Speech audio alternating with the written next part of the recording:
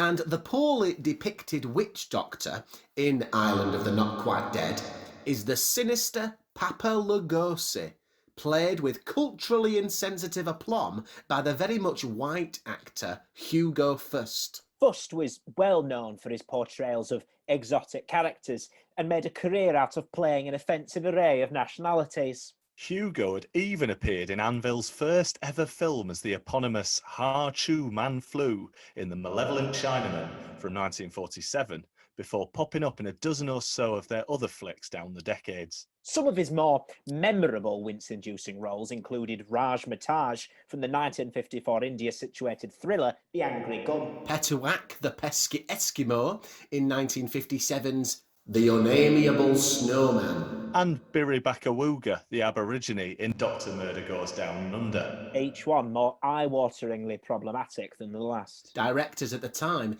hailed Fust as close to the real deal as one gets. Or they could just hire people of those nationalities. How many Eskimos do you reckon were hanging around acting in 1957? I knew it. Knew what? No, that's what you meant to call him, innit?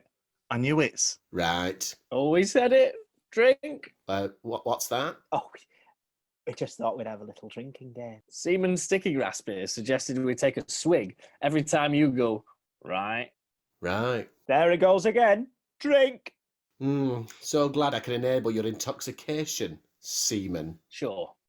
Island of the Not Quite Dead was the last film for actor Hugo Fust in his most dastardly role to date, the horrifying Haitian necromancer Papa Lugosi, heard here in this clip salvaged from the back bedroom of a committed hoarder in St. Ives.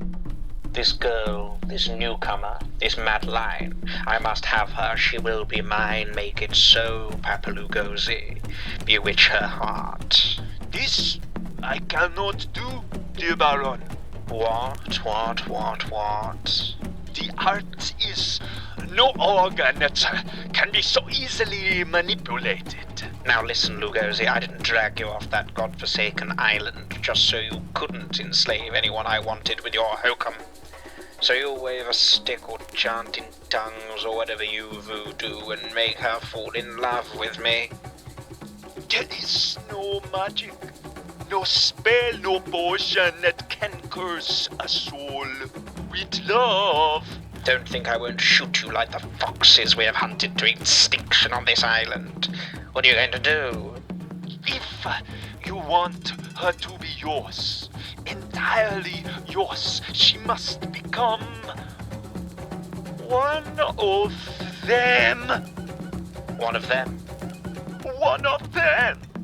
By minions? Indeed! It is the only way you can possess her. Body and soul. But she would be nothing but a husk. A beautiful, mindless, speechless husk. That is so, Baron. Do it. Do it now.